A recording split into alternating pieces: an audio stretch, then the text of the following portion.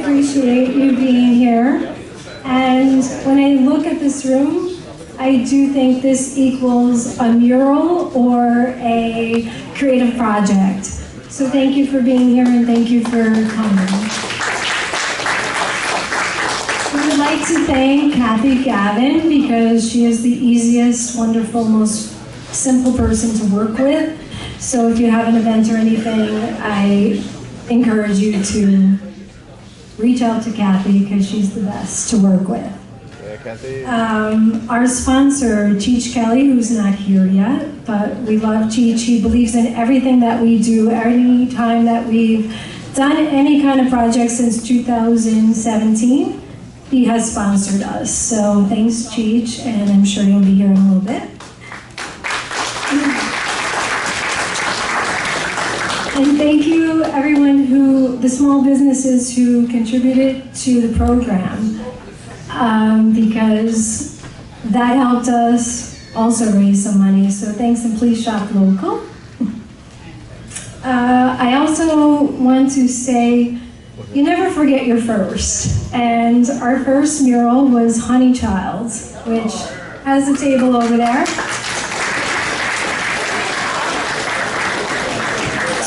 Thank you, Sherry, because now you've started a kind of rolling effect because now we're at our 20th mural. So thank you because you believed in us and let us paint your wall.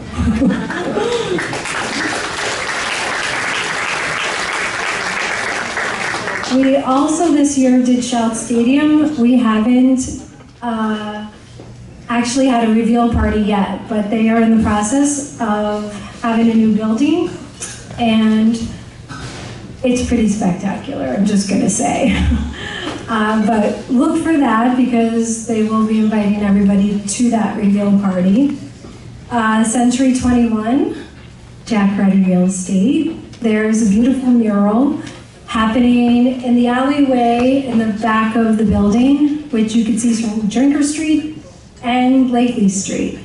And it's very colorful and beautiful. And then there was kind of a broken little wall that Cindy Morgan and I mosaicked the whole wall.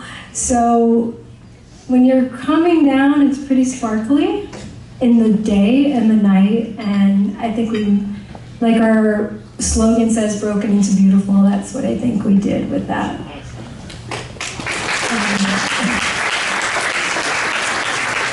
And our last mural for this year is Pete's Garage. We have a tribute to Coach Henzis. And number 3 is Sonny Karate, who died of cancer, and we wanted to give a memorial to him and to Billy Ruddy, number 37.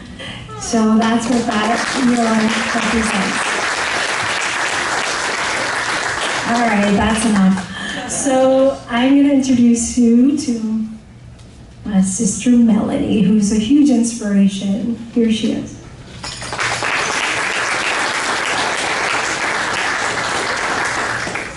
Well, how about a round of applause for my baby sister Liz, who came up with this crazy idea of making Dunmore beautiful, and I think we've done a really great job of making Dunmore beautiful, starting with Sherry and ending with this year with Coach Henzis. A great tribute. He actually looks like Coach Henzis, right? That's my joke for the night. If you haven't bought, that's my nephew, Colin, laughing back there. If you haven't bought a 50-50, Cindy Morgan, wave Cindy wherever you are. Cindy has the 50, she's in the back of the room. So if you haven't bought the 50-50 tickets, please look at her. We have 3 short film clips to show you before we start the roast. The first one is our inspiration of the Mosaic Project. The Mosaic Project started because Ross Cordaro, while he was getting his hair cut, told my sister Liz that he had a story to tell. For those of you who don't know, Ross was paralyzed in high school as a freshman when he was wrestling. And it was a shock to his classmates and his family. And many years later, we did this film, Don't Quit. It was a documentary about Ross's story about being paralyzed, being up at Allied, and surviving. And he's definitely still an inspiration to me, even though we've lost him almost 3 years, that don't quit. So that's our first film. Our second film is a short clip. It's a little teaser of our future project about artists. Because without the artists, we wouldn't have any of these fantastic murals in our town and elsewhere. And finally, we have a little clip of Nibs telling us his thoughts about the Mosaic project. So please, we're going to dim the lights, so please enjoy a little brief clips of 3 films.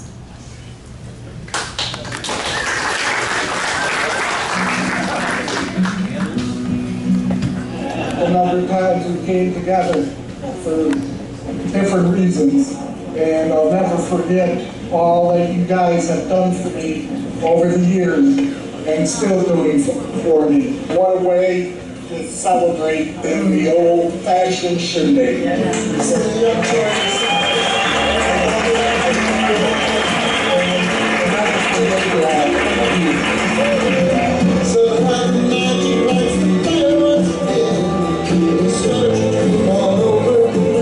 Handle adversity is phenomenal. He has that inner strength to overcome the obstacles. He needs that in his life. Every time I see Russ, he's smiling. He's probably the most optimistic person I've ever met. To go through a difficult time like that and be so happy, that's what makes me strong.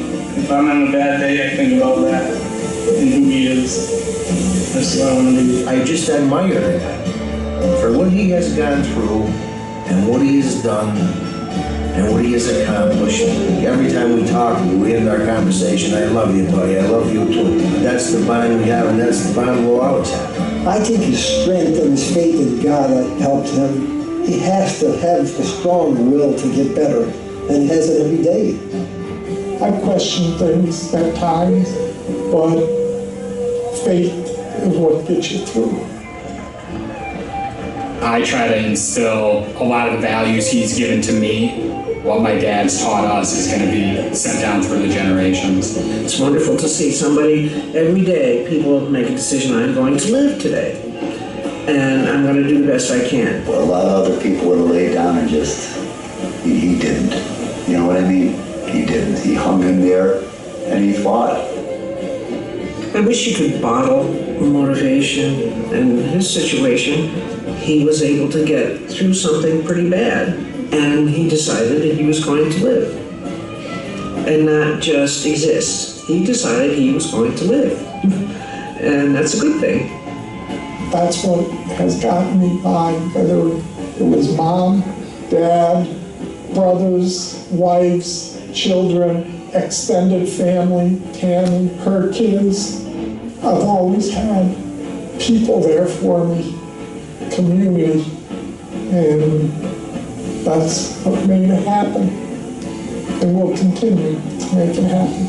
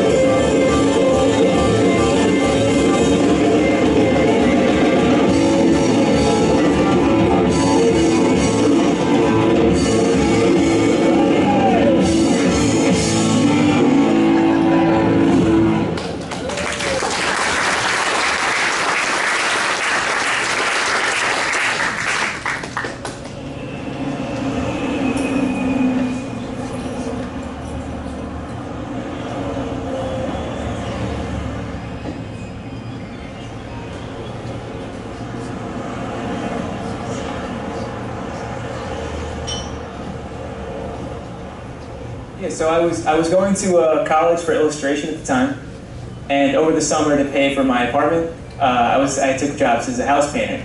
So I was working as a house painter, studying illustration, and I kind of combined those two things together and just started using the technical knowledge of house painting to just create really large illustrations on walls. And I was like, hey, well, I'm an artist. If you need any extra hands, you know, let me know.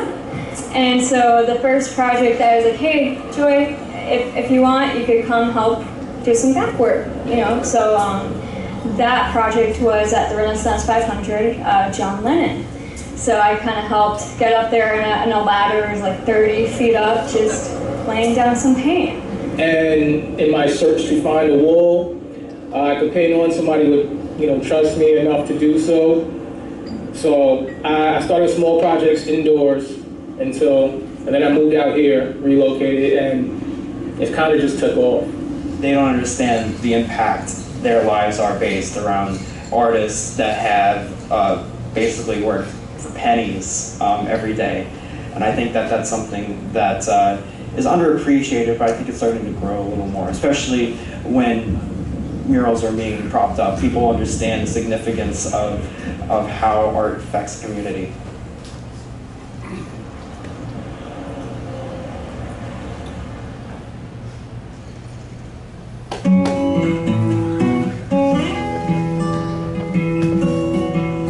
The landscape has changed in our community, and to see how the Mosaic Project has beautified some of the buildings that have been here in this community for years and years and years and have put a different perspective on them is just unbelievable. It really has enhanced the beauty of our borough. It's an outlet for people. People can't express themselves verbally. So through art and through different aspects of their arts, crafts, they're able to express themselves. Life without the arts would just be so monotonous and so boring. It'd be like the Stepford Wives. Everything's the same. It's Groundhog Day. It's the same day every day. And without it, people have a way of expressing and allowing themselves to be seen and heard through arts. And that's important to today's society. I do believe we are all artists in some way. Some way we have an effect on other individuals, whether we know it or not. Everybody in some way or other has some type of artful skill. Mosaic Project, since its inception back in 2017, has really created a new outlook on the way things are viewed here in Dunmore. People in this town want to see more murals. They want to have their building enhanced. And it's just a great feature for our town, it really is.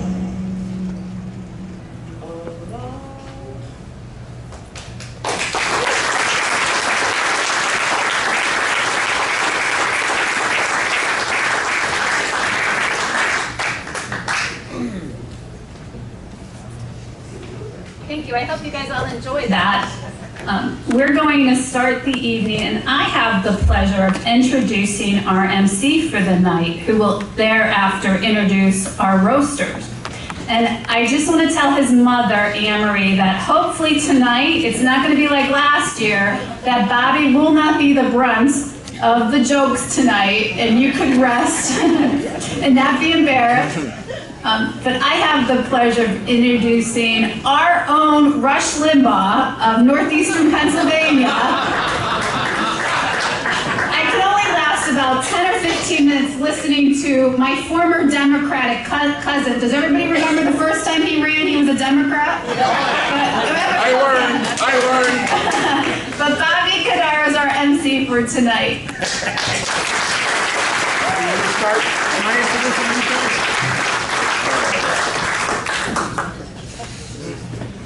What a wonderful introduction, huh? Don't blame the cancer, okay? That wasn't a good introduction. Well, we've got a team together, and it was hard to find people to make fun of Nibs because he doesn't forget anything. He really, you know the old Irish grudge thing? He holds a grudge, he really does. But we got a good team here tonight. First of all, when I introduce them to come up to actually speak, I'll say something more about it. We got Borough Councilman Tom Hallinan. Mr. Music.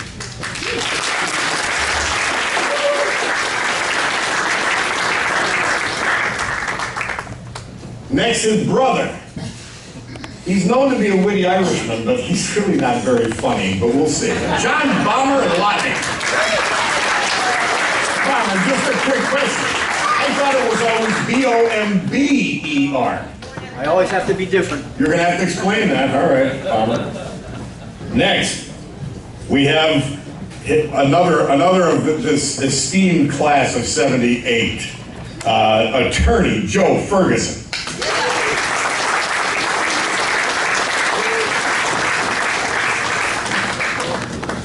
And everybody's favorite banker, Joe Groucho Tomko.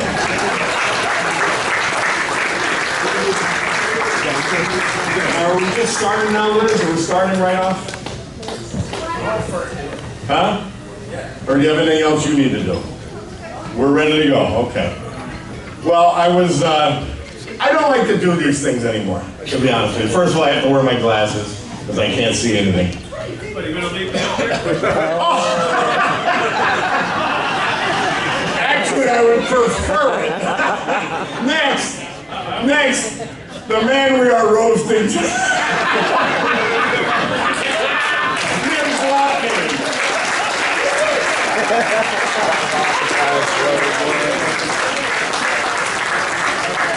All right.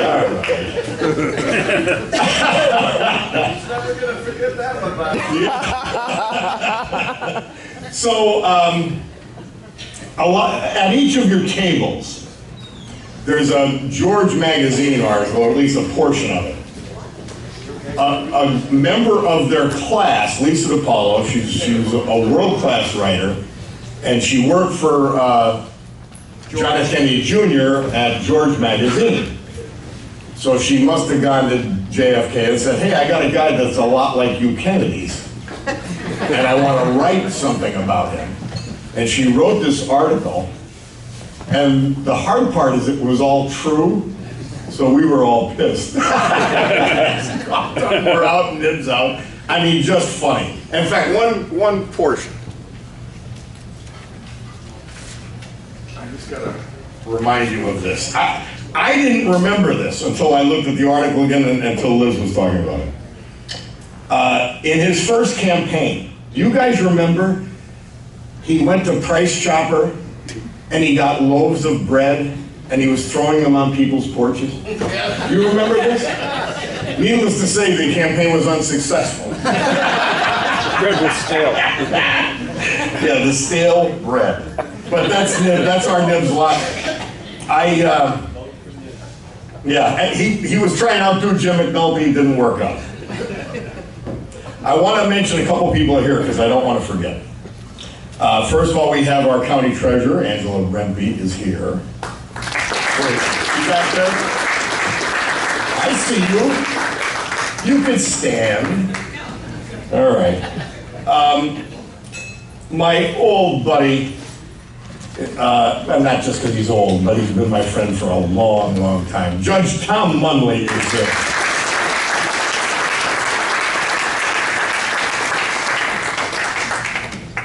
And I hesitate to call him judge, but I want him to be the next judge. But our district attorney, Mark Powell, is here.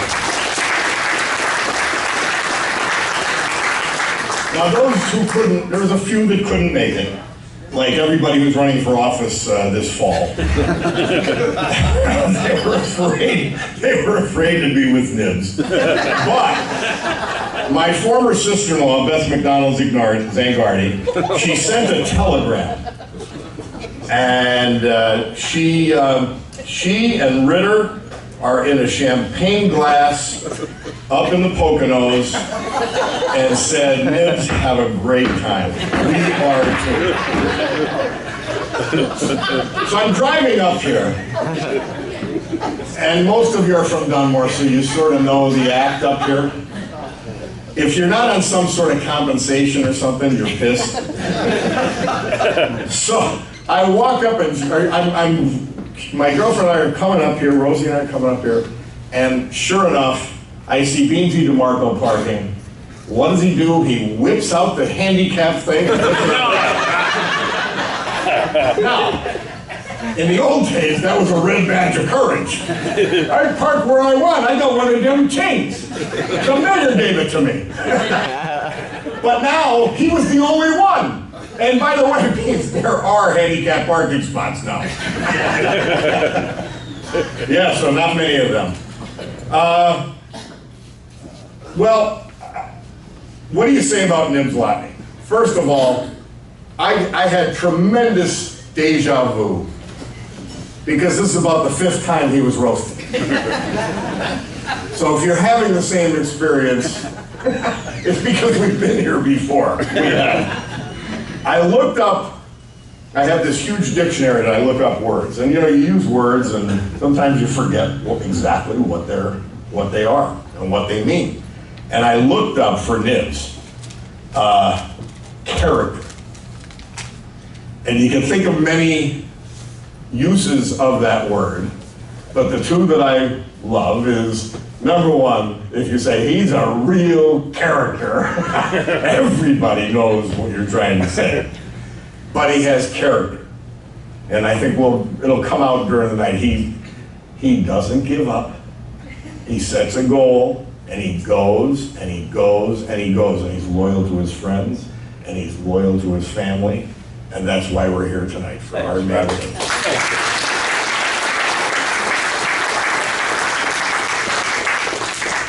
Now,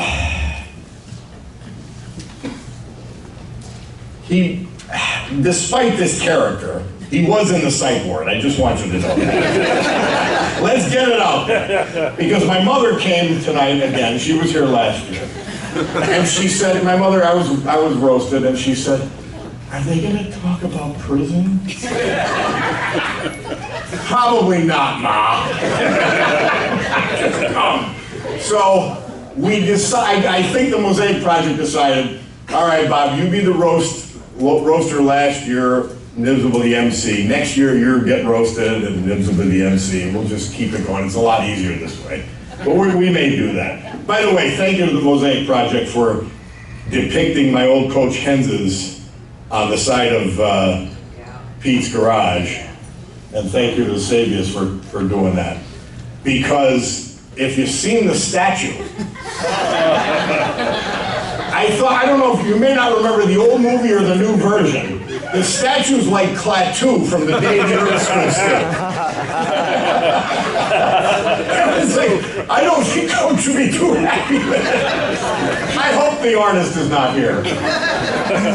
And speaking of, I got Nibs commenting on art. You know that we're off to the wrong path. Just sir, Nibs sitting there contemplating art.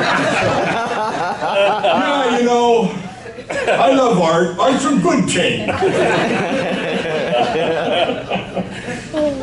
Cheech Kelly, he didn't make it tonight. He bought the table. We're thankful for that. But we want to thank our friend Tommy Hallinan, who helped him through with his financing and all of that to get that skyscraper done in downtown. And we're going to have another high-rise. Only in Denver can a 4-story building be a high-rise. Where do you live? The high-rise. When I was county commissioner, Bob, could you get me in the high-rise? I said, what are you talking about? The high-rise in Dunmore. Well, that's our high-rise. But apparently the elevator shaft is the new high-rise in Dunmore, so thank God for that. By the way, Larry Sperano is here. You know, when I was solicitor, Nibs was mayor, they actually created a magazine to make fun of us. And I was Jaguar Bobby, and he was Mayor Loughney. Yeah, Chief Mucka. Oh, Chief Mucka's here. That's right, Chief Mucka. So we've had fun in politics. We used to have fun. And, you know, we're here with Nibs tonight, so I think it'll all go well. All right, well, first of all, and I decided tonight, I said, it's not that cool in here, it's a little warm. I said, so I'm going to decide, instead of being funny, I'll just be brief. And so let us bring on our first roaster, the guy who's bringing you those great concerts in the corners and elsewhere around Dunmore, Tommy Cowley.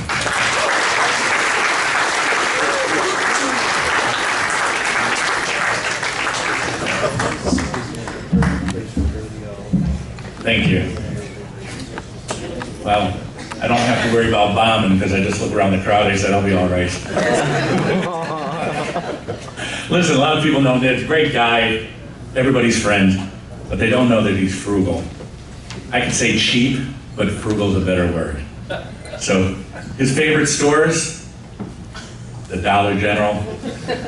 He likes Salvation Army is one of his favorites, and Oscov's he thinks is the Neiman Marcus of Scranton. He goes there in awe when he sees that place. But we work together, and I just want to tell you a few things that he's done with the Salvation Army. Comes to work one day at the funeral home, he has a suit on, and he walks in like the cat's meow. He's looking around at everybody, he goes, "What do you think?" He goes, "Yeah, $7. Looks good, Nibs." He goes, "You bet it is." We go, "Nibs, the pants don't match the jacket." He goes, "What?" I go, "Get in the light. Suit jacket doesn't match the pants." You know what he did? Never seen it again. It's gone. Dollar General, he argued with the clerk when they changed it from $1 to $1.25. I'm standing here with him. I go, "It's the clerk, Pat. He has nothing to do with this." He goes, "Yes, he does. He'll get it right up the ladder." I go, "Pat, leave the guy alone." Because his favorite thing to do at the Dollar General or one of those dollar stores, he'd walk through and he'd walk up to people and go, "How much do you think that is?" I go, "Would you please stop?" Then he tried to poison his family with the Colgate toothpaste, but we won't get into that.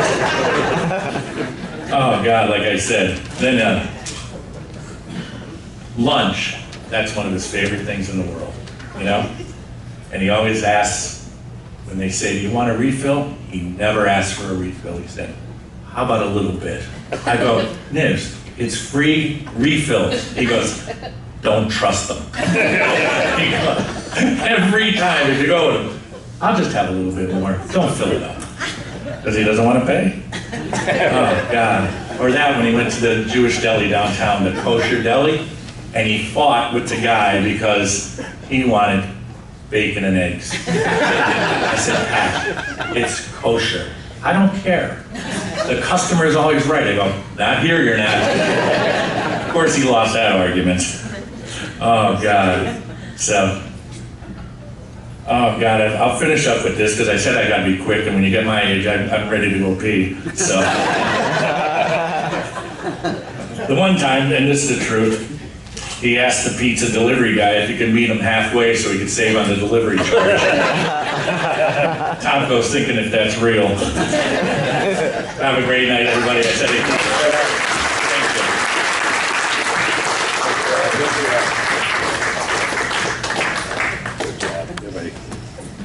By the way, and I did not see him for some reason, our judge, Paul Ware, is here. Where are you, Paul? Where are you? Okay. So if the politicians don't stand up anymore, before I went to prison, they all stood up when they got their name mentioned. That's the new thing? All right, fair enough. My girlfriend, Rosie, she's not, yes. She deserves a round of applause.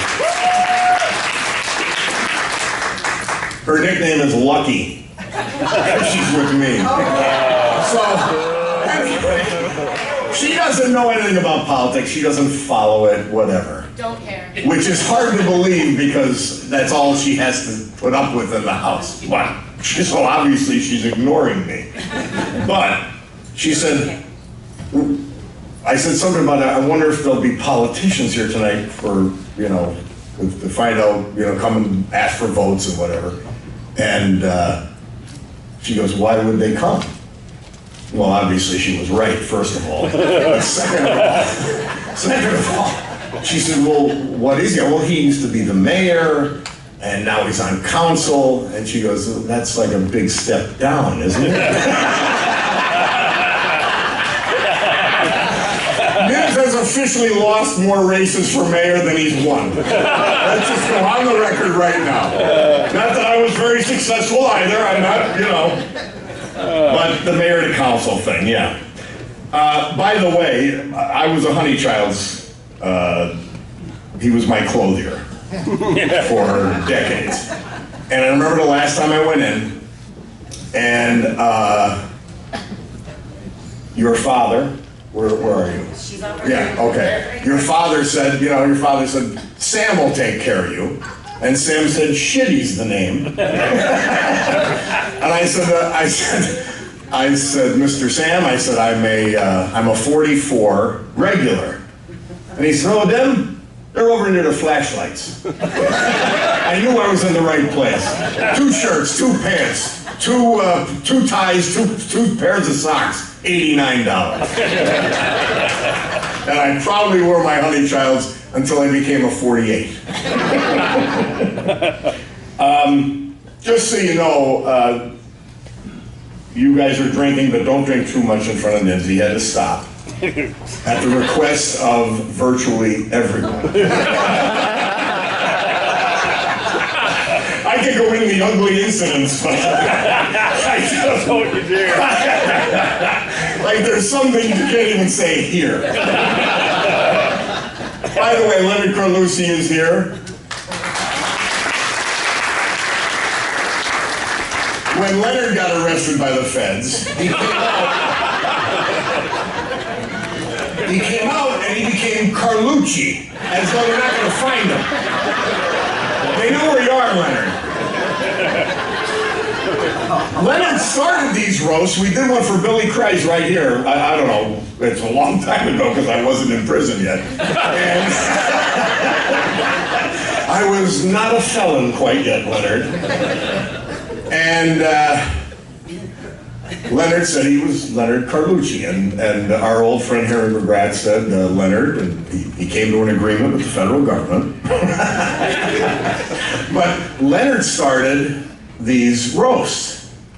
And I know it was because eventually they'd have to honor him. And they did, but I give him credit, he's returned. All right, well, our next roaster. And I know him I know him forever. You know, it's funny how far back I go with the Loughneys. I went to Franklin School, and Mrs. Loughney was my teacher. And then I go to baseball, Little League Baseball, Junior League, and they let me in because I was 8. We all go marching down from up on the hill, and my brother Ronnie's about a head taller than me, where he says, I think we were 705 Maris Street. He goes, Ron Cadaro, 705 Maris Street. Now I'm a head shorter. Bob Cadaro, 705 Maris Street. He looked at me, and he gave me a rather sly smile. We know what, we know a little bit about the Little League, but I got in. Anyway, his father was my first coach. So I said, I go back so far with the Loughneys and so deep that I hate to do this stuff anymore. I really do. I get hives when I come back to a banquet. But for Nibs, I said, and obviously for Liz and Loughney, I'm going to do it, but one of the guys that I admired because he was a couple years ahead of us, and he was a great pitcher. I mean, a great pitcher. I used to love to watch him pitch. I really did. He'd go around the strike zone, as they used to say, he couldn't break a pane of glass with a fastball, but he just was good. And I enjoy watching him, and I'm proud to introduce him today. Bomber Loughney.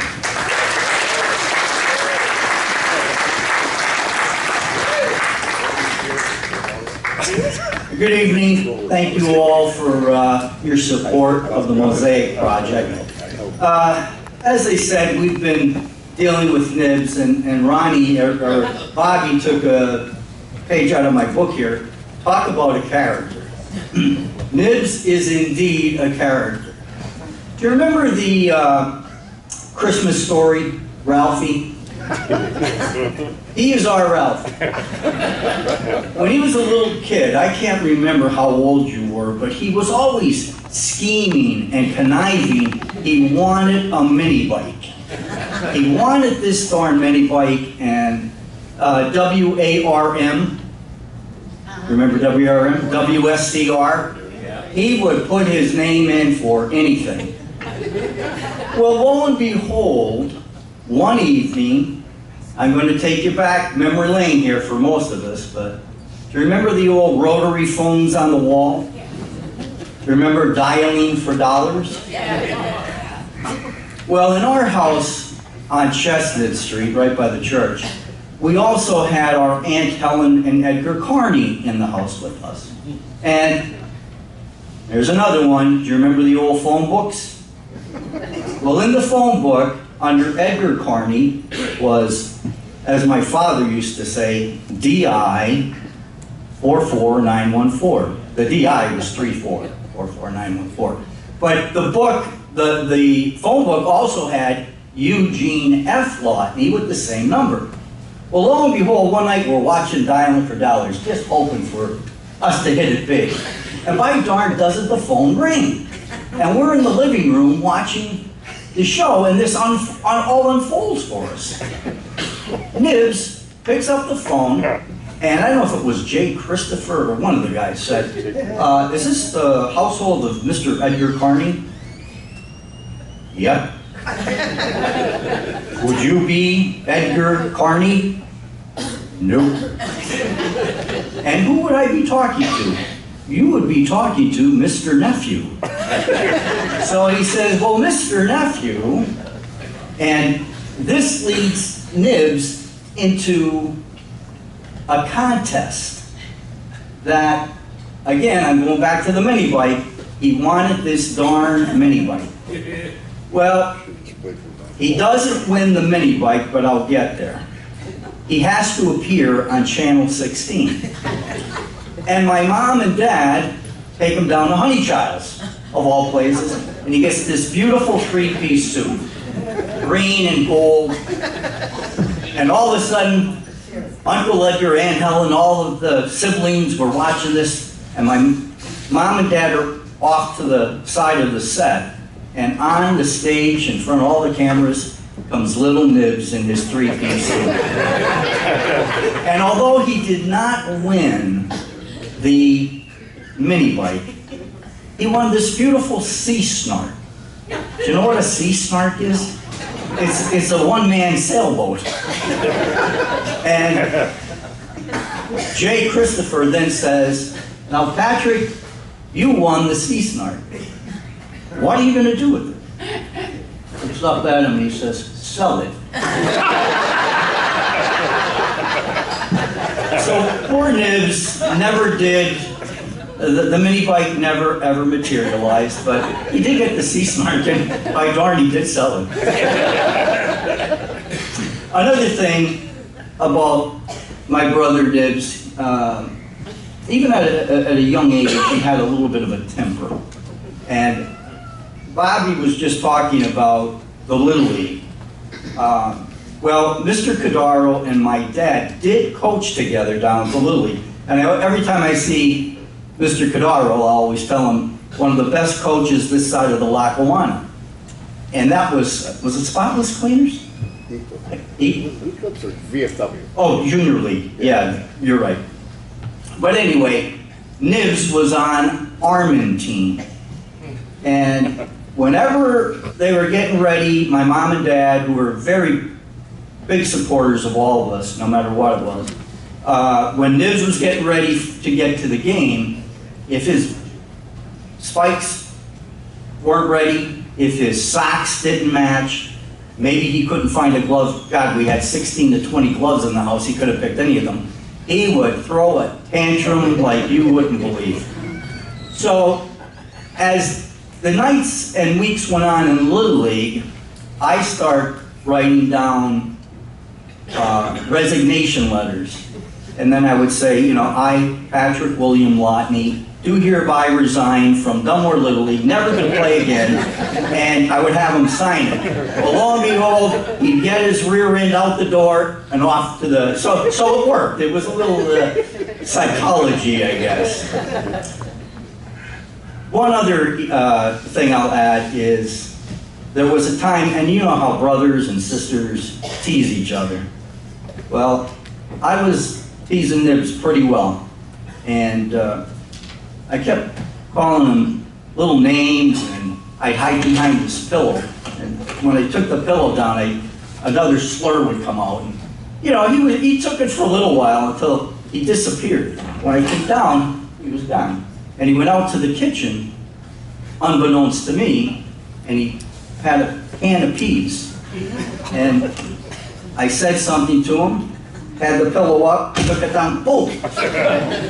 Down I went, I had to be taken out, and 5 or 6 stitches later, which I can still show you, I had them.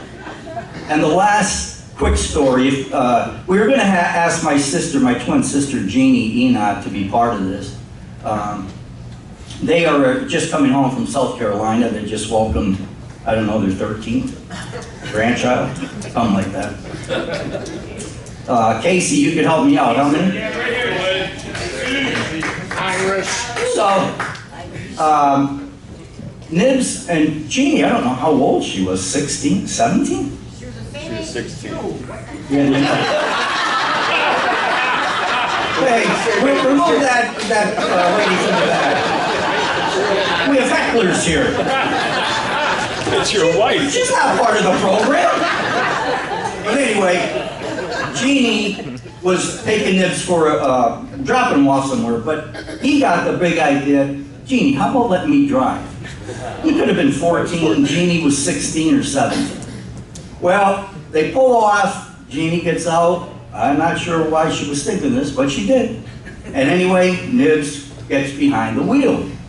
They pull out and they're coming up East Drinker, and who's coming down the street but our mom and dad, Jean and Claire. He beeps. And my poor dad, I don't know whatever happened after that.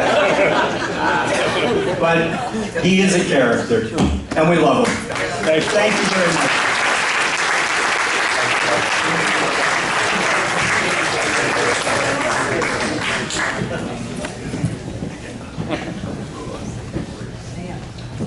If you look at Nibs, there's 2 things you notice in him.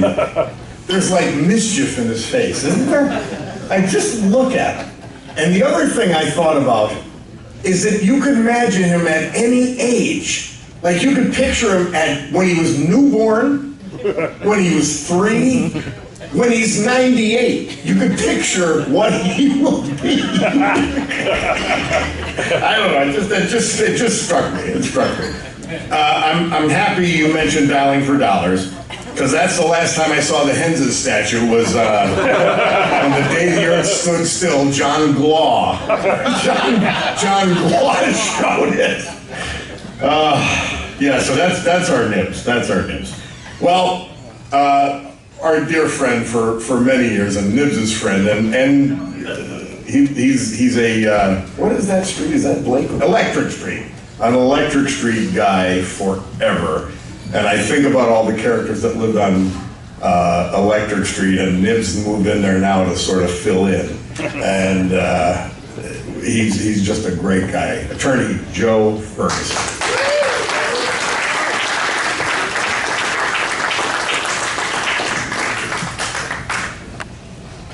Thanks, Bobby. Thanks, everybody. Good evening. Bobby, before you said you were announcing politicians, and you said, before I went to prison, the politicians used to stand up. I would bet there are a lot of things politicians used to do before you went to prison. But they don't do anymore.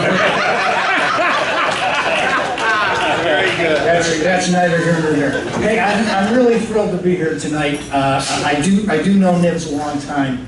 But in addition to knowing him since we went to high school together and a little bit before that, I was his first campaign manager when he first ran for office. When he first ran for mayor of Dunmore, when he was 25 years old. So I was part of the bread run that day.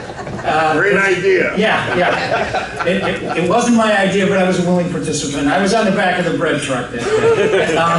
It did not work out, but when Joe Taco called me about this and asked me to be involved, he said, we would like to have, as one of the roasters, the guy who is most responsible for Nibs' political career. He said, unfortunately, anonymous Dunmore businessman can't make it. So we would like to have you instead. So that's how I got on the program. And I was Nibs' first campaign manager, as Bob so kindly pointed out, a campaign that he lost. But Bob also talked about Nibs' dedication. Nibs kept at it and kept at it, and eventually became the mayor because of his dedication, because of his stick-to-itiveness, because of the fact the old mayor died, too. But anyway, he did become the mayor. So for a long time, the first campaign I ran for Nibs was the only campaign he had ever lost, until he lost to Timmy Burke by 7 votes, which is like not even half of the Enoch family. But then he asked me and Joe Tomko to be his co-campaign managers, so we were. And then he ran against young Max Conway and really got it handed to us. But you know, I noticed, surprise, Max isn't here tonight, but we did talk to him, and he has agreed for old time's sake that he is going to let you call off the DUI checkpoint. Have your phone ready, and see if we can make that happen. But I do know Nibs for a long time. I first encountered Nibs when he was the star point guard for the St. Mary's Warriors freshman 8th grade basketball team. And I had my ass firmly nailed to the bench for the St. Paul's Crusaders. And about 9 months after that, he and I arrived at Dunmore High School as freshmen, Catholic school boys trying to make it in the big bad world of public school. Back to a time when I looked a lot less like Colonel Sanders, and he looked a lot more like Danny Bonaducci. But we became fast friends, but let's face it, with Nibs, it's pretty easy. He talked to a friggin' piece of wood. You know? All you gotta do is smile and nod your head a lot, and you become friends. But we became friends, I think, because we're both what, and still are, what we refer to in Dunmore as ball busters, which is people that make fun of one another. I am nowhere near Nibs' class on that. But I did get him pretty good early on in our freshman year of high school, and I think it sort of cemented our friendship. In freshman year of high school, we had general science, and Nibs sat right in front of me. And we had Mr. Suma as our teacher, who, like all teachers at Dunmore, had a nickname, Bossy Suma. And those of you who remember Bossy Suma, remember that he spoke like this. Bossy could well have been a Shakespearean actor, but instead he was our 9th grade science teacher. And he taught us the 6 steps of the scientific method, which I can see the people here still know what they are, right? 1, recognize the problem. 2, collect facts and data. 3, form a hypothesis. 4, test the hypothesis. 5, form a conclusion. And 6, apply the conclusion to similar problems. That I remember from 50 years ago. I'll walk out here tonight, I can't remember where my car is. That I remember. And just as an aside, and Bob, I don't know whether this is true, but I swear, back before everything, when you were a commissioner, I turned on the commissioner meeting one night, and you were reciting the 6 steps of the scientific method. Right? Okay, all right. Wanted to make sure I understood that. But anyway, those of you who remember general science, remember it was called that for a reason, because you learned a little bit about biology, a little bit about chemistry, a little bit about earth science. So Nibs and I are sitting in Bossy Suma's general science class, and Bossy's up there lecturing about something.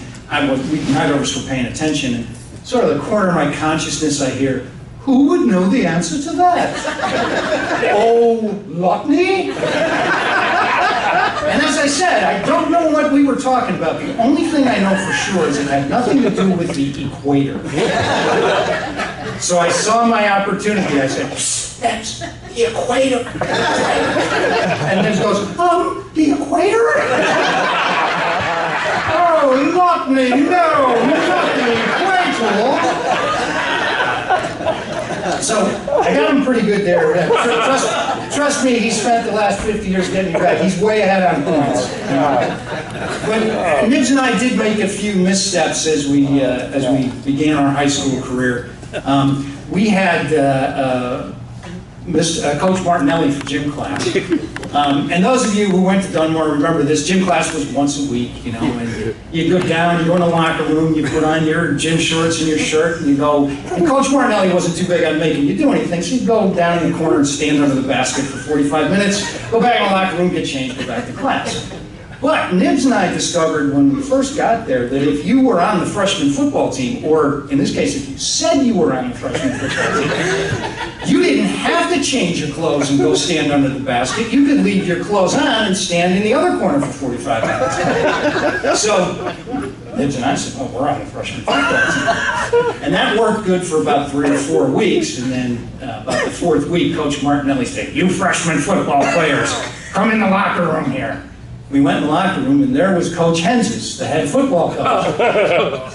So, Ricky Ronatrada, yeah, they were on the freshman football team. Mike Phillips, yes, on the freshman football team. Frankie Sanaciro. And then he gets to Nibs, and Nibs apparently had spent some small amount of time on the freshman football team, but had quit. And he said, Loughney, you quit on me, son, didn't you? And Nibs said, yeah, I quit. And then Coach Henses looks at me, and he said, who are you, son? Now I'm the one going, hamina. So, needless to say, Coach Martinelli called us over and said, you 2 canaries, bring your jock straps next week, because I'm going to run your balls. Now, if Bossy Suma could have been a Shakespearean actor, Coach Martinelli could have been a pirate, So, and to a 14-year-old kid, the idea of having the Coach Martinelli run his balls off was troubling, I don't know about Nibs, but I'd only just, begun to need a jock strap. So anyway, the next week comes, and Nibs and I show up with our gym shorts and our jock straps, and we get ready, and we go over and say, hi, Coach, we're here to run our balls off. And those of you who remember Coach Martinelli won't be surprised by this. He didn't remember who we were. We'll stand under the basket for 45 minutes. Everything was okay. But Nibs and I had a lot of the experiences that folks that went to Dunmore had. We had health class when we were sophomores with Cosmo Lally. Many of you here will remember Cosmo Lally. And Cosmo Lally's health class, we used to call it Cosmo's Film Festival, because what he would do is you would go into the auditorium and he'd show, on the old reel-to-reel thing, he'd show a film about venereal disease, not smoking, not drinking, something like that, something health-related. The kind of film, about drugs where, here's young Billy, and young Billy doesn't want to go to the party, but his friends pressure him to go to the party, so young Billy goes to the party, and there's drink this, Billy, smoke this, Billy, take this, Billy, and young Billy doesn't want to do it. But again, peer pressure breaks young Billy down, and he takes a pill, and all of a sudden the screen gets all wobbly, and there's colors going across, and going wah, wah, wah music, and you see the ambulance lights, and Billy's on a stretcher, and Billy's parents are there, and then it cuts to Sonny Bono on a leisure suit, and he says, don't do drugs, kids. Those kind of movies we used to watch. But Nibs always used to say that he learned something from Cosmo's health class. And I'd say, what? He'd say, I learned from Cosmo Lally's health class. What did you learn, Nibs? I learned how to train my body to take a good crap in the morning. I don't remember that film. But while we're talking about high school and health things, I do need to make a confession to this crowd. I am responsible for introducing Nibs to something in high school that became a problem for him, and frankly has become a problem for many of his friends and family. As we were getting to our senior year, we were going to have our class night, and they were auditioning MCs, people to be the masters of ceremony for class night. So Nibs and I decided we'd try out for it. We worked up a little routine, and Donna wrote the scripts up for us, and we practiced, and we were all set to go. The tryouts were going to be on a Monday, So over the weekend, Nibs calls me and he says, do you think you could get your cousin, my cousin was Alice McNulty, and she was the head of the drama department at Dunmore, she was on the faculty. He said, do you think you could get your cousin to get us into the auditorium to practice? I said, Nibs, I think we're pretty well set. We practiced up, we're pretty good. He said, no, I want to go up on the stage because I've never spoken into a microphone before. So I am the guy who handed Nibs Loughney his first microphone. You might know he took right to it. But, you know, we had our 10th high school reunion at the Greenridge Club. And you know how your 10th high school reunion, our 5th high school reunion was like a clam bake, you know, but your 10th high school reunion is sort of your first adult reunion. You may be out of school, you may be, you know, running your own business, you might be married, have a couple of kids. So we were at the Greenridge Club and we were all dressed up nice, you know, Nibs had long ago commandeered the microphone from the DJ, and he's running around making fun of people. And all of a sudden, I'm standing at the bar waiting for a drink, and again, out of the corner of my consciousness, I hear, you know what I learned in Cosmo Valley? Said the bartender, excuse me, I want to have a DJ. I said, cut him off. Cut him off now. So, that's our crowd Nibs. I did want to mention, I saw the George article was here. You know, Lisa DiPaolo, as Bob mentioned, Lisa DiPaolo, a classmate of ours, wrote the George article about Nibs. And, you know, after she wrote that article, it was very favorably received. And there was some talk about perhaps some kind of television show, like a reality show about Nibs or a sitcom based on his life. Which, you know, but unfortunately, that nothing ever materialized and the talk all died down. But I recently heard that they're talking about something else. They're talking about celebrity rehab Dunmore style. could be a thing. I don't know. But this is a great crowd and turned out for an absolutely fabulous cause. You know, the Mosaic Project reminds us how lucky we are to have grown up here in Dunmore, and the wonderful legacy of community we have and how much we have to be proud of. And honestly, I can't think of two people who embody that more than Nibs and his beautiful wife, Donna. And just for a minute, how about Donna? God bless you, honey. Every day you make it, you know, another row of bricks goes in the church they're building for you in heaven. God bless you. But we really do love you guys and everything you do for the community. And this is a great project. And just want to close by saying I'm glad we were able to keep the microphone away from Nibs for this long. Anyway. Thanks, everybody. Have a good night.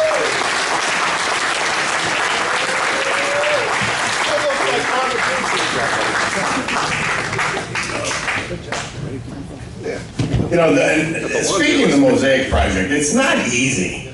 You're dealing with all kinds of characters. They go to Dunmore Lumber. And they say, Ronnie, what do you want for your mosaic? He goes, make it look like lumber. So these are the people you deal with. Let's make it stacks of lumber like right across. It'll really highlight everything. And this is what these people do. So it's not easy. By the way, I don't know if you noticed there's no nuns here tonight. Yeah.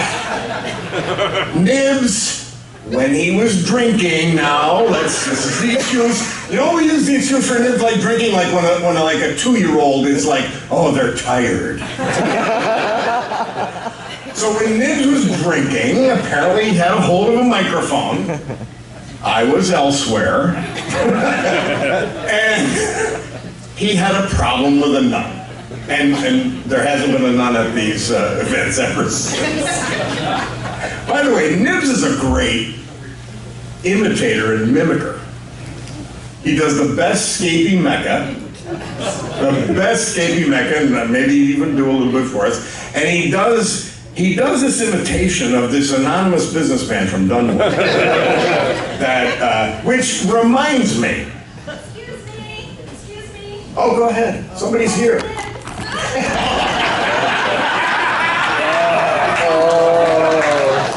Joe Ferguson campaign will never die.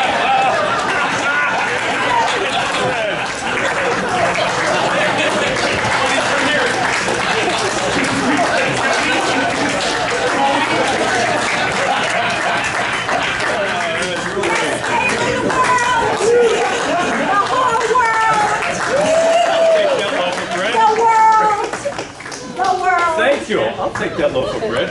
And it's not for price jump. Oh, no, but it's for free.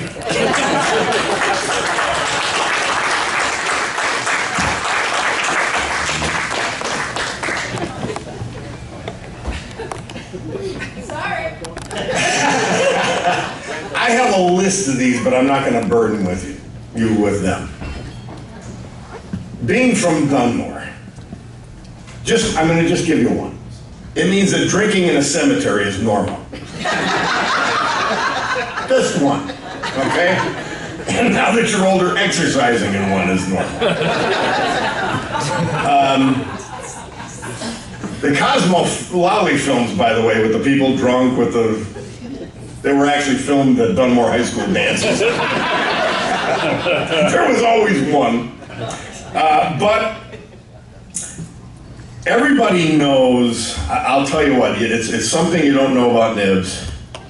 We know he's a leader, natural born leader, but he was at the forefront of the civil rights movement. When he was mayor, just before he was defeated soundly, he noticed that the police and their traffic stops, they were only arresting drunks. Now at that time he was one. But he didn't shy away from his problem. He stood up and he stopped the police from arresting drunks. He said, that's enough. They have rights too. So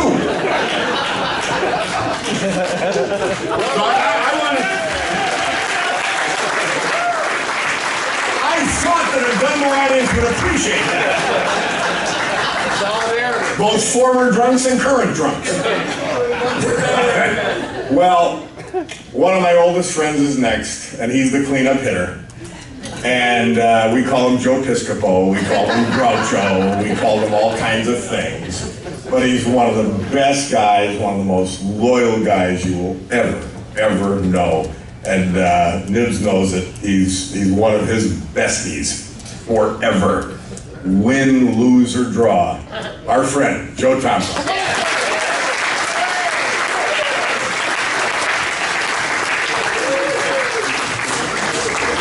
Adjustment here. Isn't it all nice that we're here with Bob Cannaro tonight? Bob, I want to thank you because myself and some others, our license plates are now registered with the federal authorities.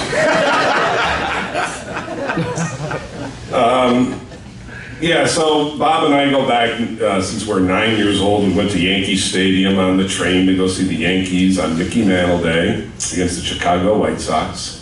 But Nibs and I actually went to visit Bob on one of his vacations in Minersville, Pennsylvania. I like to think about it as a vacation. And it was so embarrassing, you know. I mean, I went to see Bob at Allenwood, and it was like, you know, I was treated like a prisoner. You know, I had to do a strip search and everything, and just to see the guy. But Minersville was a little lax, and it was a little embarrassing because Nibs goes in there. We're in the vestibule. He knows some guy from Pittston. Next thing you know, the guy is inviting Nibs to dinner. Nibs wants to know if there's a buffet at Minersville. He wants to know if there's a gift shop. You know, and I was just like, we're here to see Bob, you know? But, you know, I'm a Democrat, always have been a Democrat, but if I'm in the car from morning drive time, 9 to noon. I'll throw on WILK just to see what illustrious guests Bob might have. You know, celebrities, you know. So, but it's the same people all the time. I'm wondering, who are these celebrities? Like Body Shop Guy, and Lorraine from Edwardsville, and Stan from Nescapec, and Fred from Nanacoke, and JD from Dallas. So, like, what's the, you know, the celebrity status of these guys, you know?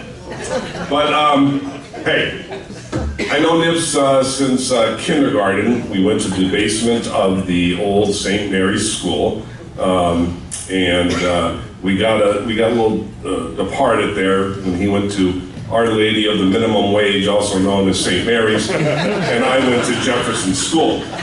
But we reconnected in high school, and we have some of our 1978 classmates here. Joe Ferguson, Tina Polizzi, there's Joe's lovely wife, Tana. Who else is over there? Ange Wassel. I'm saying by the maiden names over there. Who else am I missing here? Oh, well, I'll save her for last. Patty Michael's in the back, you know, so we have some. But there's a couple people I like to highlight. Beansy DeMarco. Now, I want to thank everybody who contributed to the GoFundMe so Beansy could come tonight. And then there's Jeannie, who was our Miss Buck 1978. Give her a hand. We didn't have a good football team in 1978, but there was still a crowded stadium because they came to see her twirl the fire batons at halftime. And she denies it, but she was our Miss Buck. So let's talk about Nibs and his mediocre 24-year career as mayor. Boy, it was a run. I mean, those 24 years were illustrious. You know those signs that have God, family, Dunmore Bucks? That wasn't the first thought. Nibs came up with an idea, but it never made it to fruition. He wanted to put up a sign that said, God, family, landfill. Told him we couldn't do that, Nibs. It might rub some people the wrong way. Then he wanted to take over Troop early on. He said, Joe, they're getting all the money for the landfill, let's take over Troop. Why? Well, we share the same zip code, we got a tank. Let's take the tank right up Blakely Street. The cops are with me, we could do it overnight. Next thing you know, Troop is Dunmore. I said, no, we can't do that. You know, then there was that whole thing when he lost the election, you know, he lost by 7 votes to Timmy Burke, and you know, what made it really bad for him was like, he started counting all the people that didn't vote that day. And it was more than 7. And to make it even worse, it was family members. You know, he claimed it was rigged. You know, we all know January 6th was a bad day in our history. Not back then, though. That was the first time. Nibs didn't want to leave the borough building. He said, I'm not leaving the mayor's office. And that was the first time he was ever in the mayor's office that day. He wanted to go in with his Nibs 20, whatever it was, flags, you know. He wouldn't live. That was his insurrection. We weren't with him. No. One of the most important things he did as mayor, though, was he could perform marriages. And the batting average wasn't that good. Like, 3 of every 4 marriages ended up in divorce. Now, I'm not saying he had anything to do with the divorce, but if you were from Dunmore and you asked Nibs to perform a ceremony, it wasn't in your favor. But after he left office, he decided, I love this so much, he got an online ministry degree. By some scam ministry thing, you know, like one of those things you see on 60 Minutes after it's an expose. Yeah, so the 10, 15 people that got their marriages performed by Nibs, not valid. I'm going to touch briefly on his employment history, because that's illustrious. So, he started off at Norton Book. I don't know what he did there. I think he just stacked books or something, or I don't know. Stacked books? Yeah, when books were popular then. Then he worked for the Pennsylvania Department of Transportation. And you were a sign guy. He was a sign guy for PennDOT. Well, so if your stop sign fell down or whatever, you called Nibs. Then he worked for the lottery. And with the lottery, he was the guy that handed out the big checks to people. He also told, like, if the convenience store ran out of, like, paper for their lottery machines or they ran out of tickets, he brought them up. Then there was the Nibs brokered energy. It was called Ambit. Did you ever think a guy like this would be selling energy? He had a get-together at his house. I think Al Senafant. Al, you were part of that illustrious dinner, weren't you? He would call up and he'd say, how about you come down for spaghetti and meatballs? Now, I mean, I love Donna's cooking, but like the middle of the week, why would I want to go and have spaghetti and meatballs with other people? What's the deal here? It was a sales pitch. If you bought the energy, then you got a couple other people. One, then two, then those two got four, and then you know what that meant? Ponzi scheme. As a good friend, I bought the energy. It was low at one point, and then the next thing you know, after a year, my energy bill tripled. And I got it.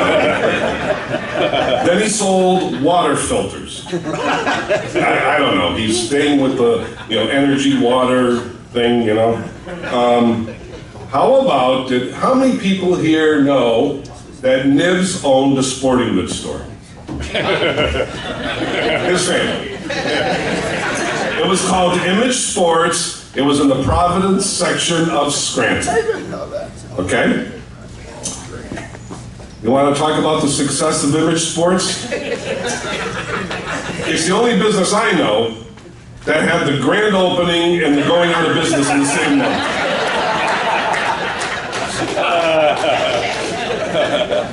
His current job, which he's had for a few years now, the home for wayward retirees, also known as Carlucci Gold, is the same funeral home. Opening doors, Nibs claims he embalms bodies. They let him drive the hearse one time. He took it to the wrong cemetery. It went to Mount Carmel instead of Dunmore Cemetery, so Sid said enough with you and the hearse. The Canaros. Your father, Bob, had a specialty advertising business, trinkets, whatever you call them. Yeah? Nibs was a salesman for MJ Canaro Advertising Specialty. They didn't last long. He got fired. Yeah. He had a performance evaluation with MJ and he got fired. Currently, he's selling for that major publication, number 3 behind the New York Times and the Wall Street Journal, the Dunmorian, sells ads for them.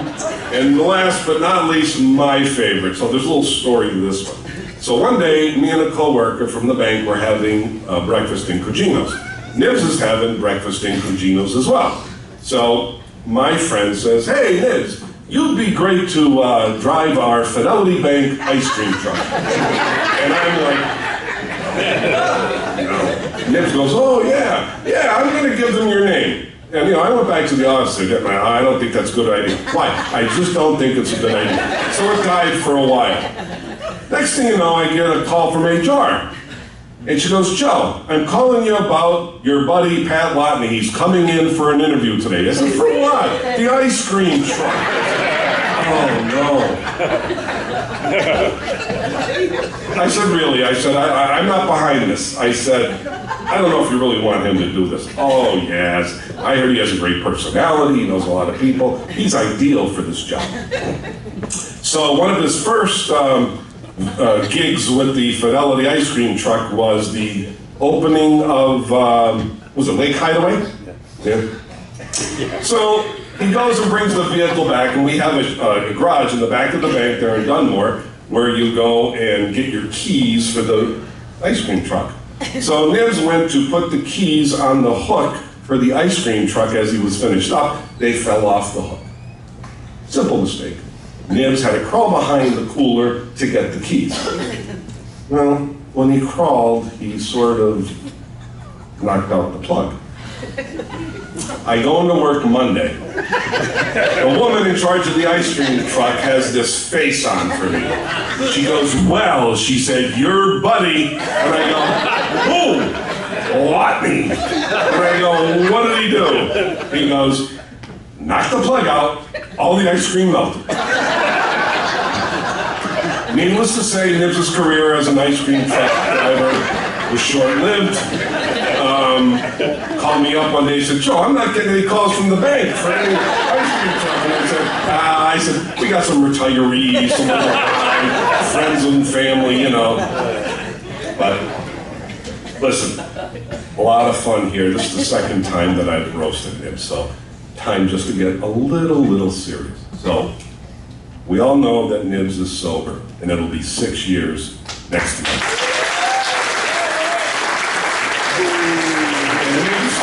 Nibs recognized he was going somewhere where he didn't think he needed to be. Where his friends, his family, for anybody. And, you know, we used to be together many places. I remember when we drank Jeremiah weed when we went to the Christmas semi-formal back in high school. Then we drank Southern Comfort and all that. But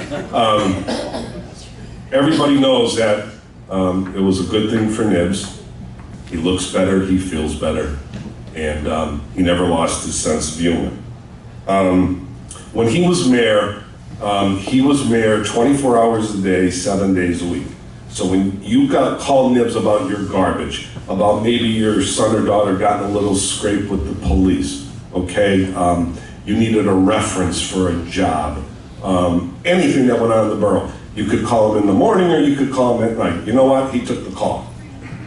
And to our loss, he's not the mayor any longer, but even though he's on council, he still helps people. And that's what he's all about. And you know the proverbial thing about a friend in the foxhole? I'm in the foxhole, I want him there with me. And just one note to Mel and Liz, you're gonna be doing more murals, and you know, we've had some good mayors in this town for a long time. Mayor Monahan, God rest his soul, and Joe Dominic, God rest his soul. The two of them and this guy should be on a mural, and everybody should know. Because nobody says done more than this, so thank you, everybody.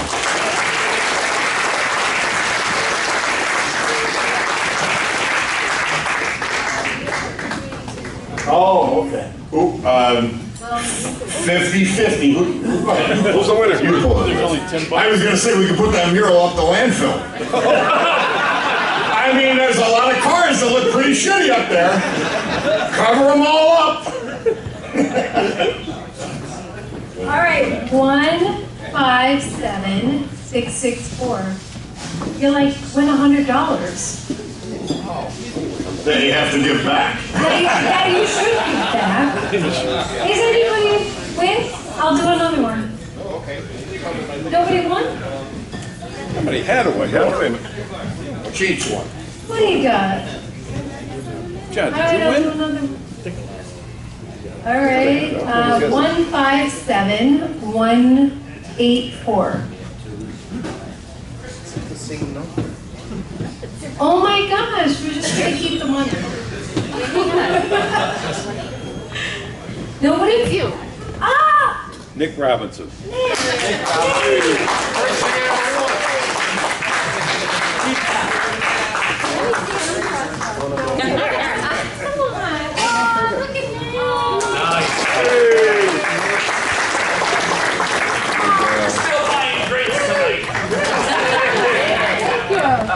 Thank you, Nick.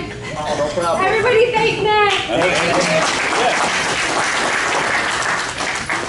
By the way, I don't know about you guys. Did anybody here think that Nibs at the funeral home was the right thing? I mean, you walk in and he's got that impish face, and you go in and the family's grieving and you're laughing.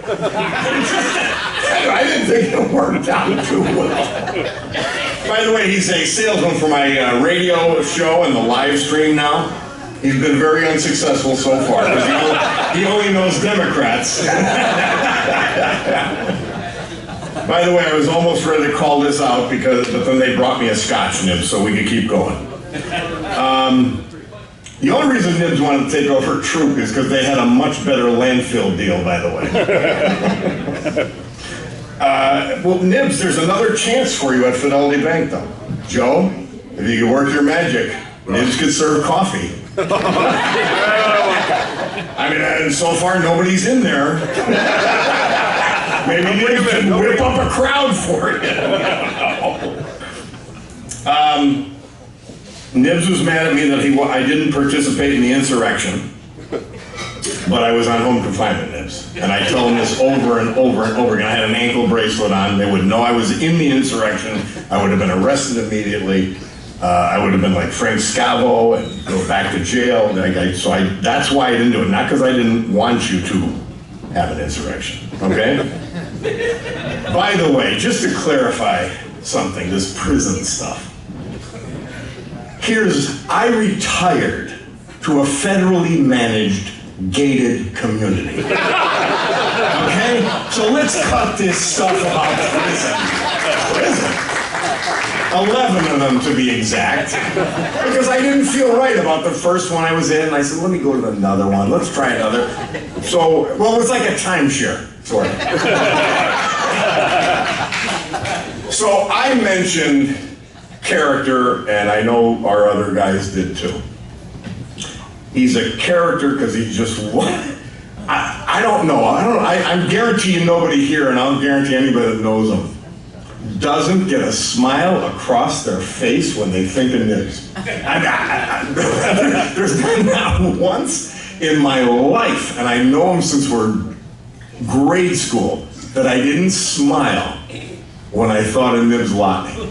And that it didn't give me a good feeling, that I wasn't happy that I knew him, that it wasn't just a pleasure to be part of his life. And he deserves 17 roasts. Our honoree tonight, Nibs Loughney.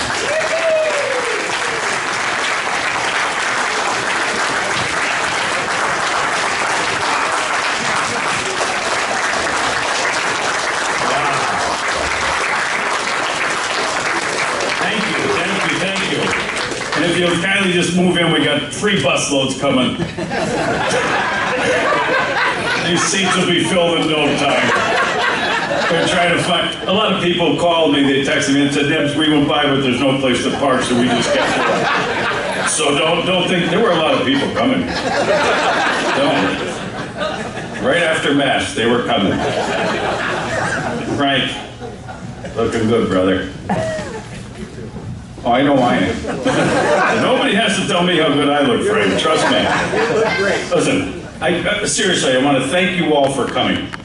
I do want to thank you all for coming. The Mosaic project that Liz and Melanie and they do, it's unbelievable that what they've done for the town and how they spruced it up. Thank you so much.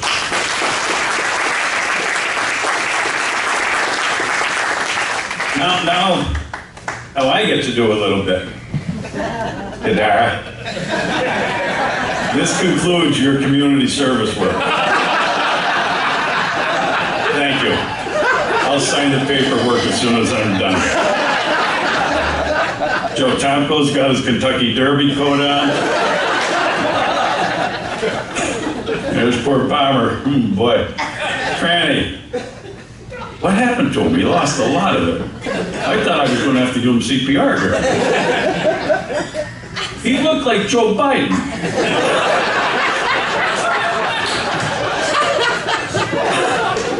And you know what, Bobby? They're eating dogs. They're eating cats. How come you don't say that on your radio show? We got a cat problem here in Delaware. Start sending those patients here.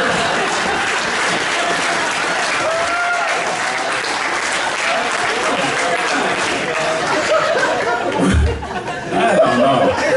And then you have poor Hal. He doesn't know. He just wants to get to the Roosie. Don't worry, Hal. They got your bar still waiting.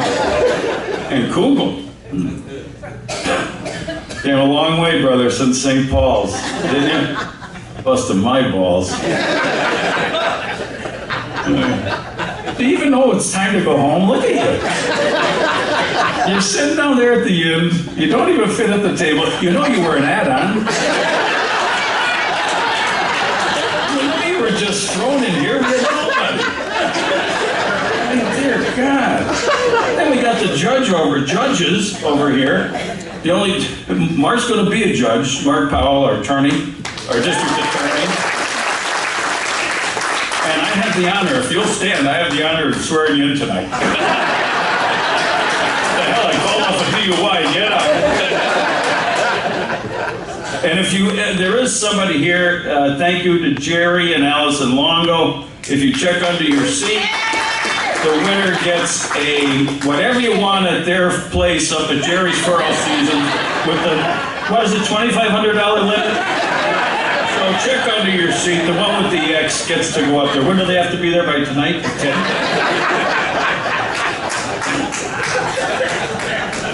I'll tell you, I could go on. And then you have Judge Ware back there. Don't worry. I'm not going to say anything against you, brother. You're putting people away left and right. Johnny Acapini's on the... Johnny, show everybody your ankle bracelet. The only reason you're working, there it is. There's the ankle bracelet. Thank Paul Ware. Johnny, they're not even listening to you. Just, yeah. Okay, we could have a table for each person in here. Good God. What happened? What the hell happened? I guess you get roasted 5, 6, 7 times. I don't know. I have no idea. And then Kathy put out a fake, look at did you see the poor, there was nobody here. She's got all this food left over. Nobody ate any because she thought everybody was coming. Now on there are cats and dogs. No, I want to thank Kathy and her staff. What a great place.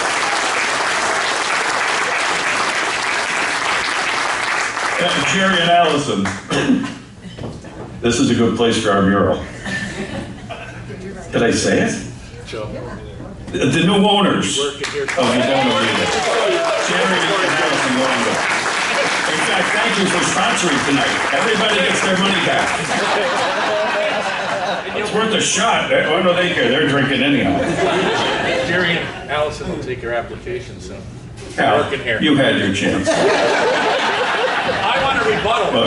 And Bobby, will you stand up for 1 second? No. You know why? You know why? I probably know. That coat you had before you went to prison. Show everybody how you got the big rip in the back from pumping iron in there. He's got a big rip in the back of his coat. This is Kadari. You should be embarrassed by it. What, was this Ronnie's or somebody's that he borrowed? He went and got a brand new t-shirt at Walmart. Dear Lord. Didn't you learn anything while you were away? Look at the judges laughing. They'd love to get a hold of you. Mark, what would you have given them? Republican down there busting everybody's balls. Sitting there coming back from lunch a half hour late. Go to hell, Judge. I'll come back when I want.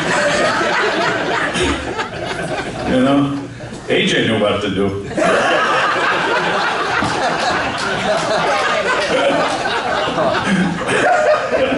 Oh, keep right, Kadara. Keep drinking, Bobby. Keep drinking. He was down my house last week. Poor bastard. I told him something, he almost shit his pants. I told him his ex-sister-in-law and I have formed an alliance. You should have seen his face. She doesn't really care for you.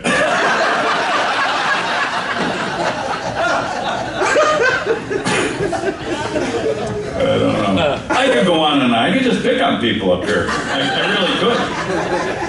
You know? I could go around the room and pick on everybody. If you want to go on a good trip, with somebody, I had the great opportunity to coach the Little League World Series with Al Cinefon.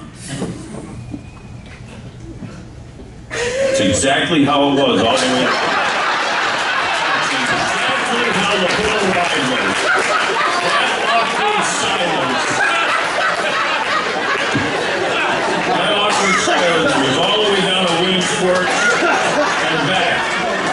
then when he dropped me off, see ya. I said, oh my God. Look at poor Terry, you're having a great time, aren't you? The old fire chief. Where'd you come from? Where? No, don't you live in Florida? Did we fly you in for this? I thought we flew you in for this. Oh boy, I could go on and on. Anybody else want to get picked on? Chief Mucka? Sammy? Rosar? People just want their names mentioned. You know, I had a show on Facebook. I don't know if you remember it all.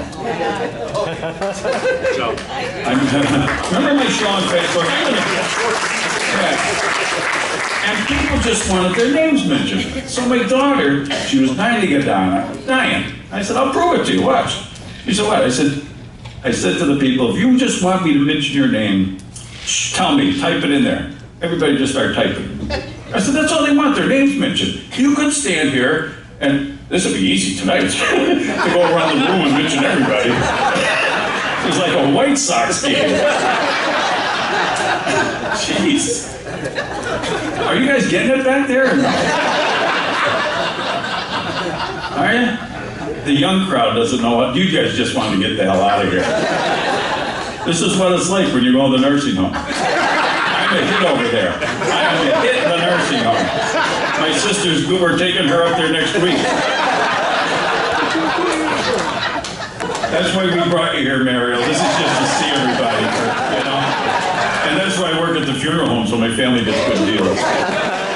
By the way, we have an ice scratch and dent sale coming up. It's the week before Halloween, and you want to come in there, throw my name around. I'll get you a nice one. We got the Midnight Blues 678. We got the Glasgow 400. You people think I'm kidding. I'm making a sales pitch here. You could here. Where are you going? Come on back. I wouldn't go in there right now. Huh? Do you negotiate or is that stiff? That's right. You better go and see. I think you better go in there. I think your wife got sick on the food over here, the cats and the dogs. Kathy. Don't go there, Nibs. You know what I think of you, Kathy. Who did I say you look like? Oh, don't go down that road today because I'll tell you they'll be taking you on the box.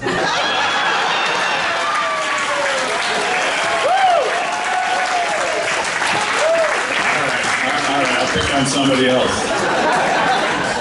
Jesus Christ. We have Hank Salvin over here. Hank, tell everybody what you were known for. Oh, no!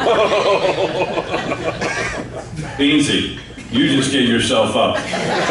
Obviously, you know something about Hank that nobody else does, Beansy. You too. No. Hank was the old captain on Jaws. Stand up, Hank. Let everybody see what you look like. I think I'm kidding you. You were the Jaws captain. You wrangled that shark like no other. Look at him, Homer. Mike right here. Doesn't he look like him? He does. All right. I want to thank my lovely, lovely bride. She puts up with me. Thank God. You think it's all fun and games. You try living with her. That didn't go over good. Look at this table. No, she's the best. DP is the best. We've known each other since the nursery. Pretty close. And my family. I want to thank my family. Mark, G, Patrick, Sean was here somewhere, Colleen, and our newest member to the family, our beautiful Kristen.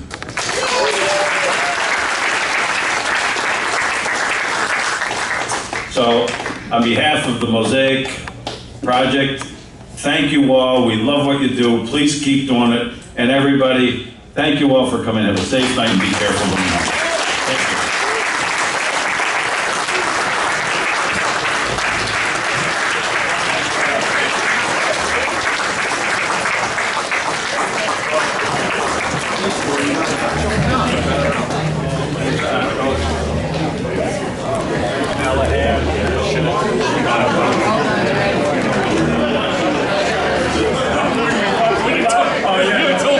Everybody sits down.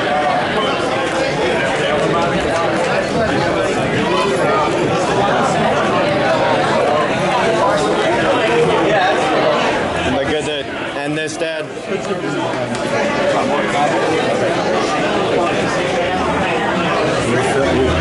me. I could end it, right? Hold on. This is not an ankle bracelet. Sure looks like it. I am not on house arrest. Sure looks like it.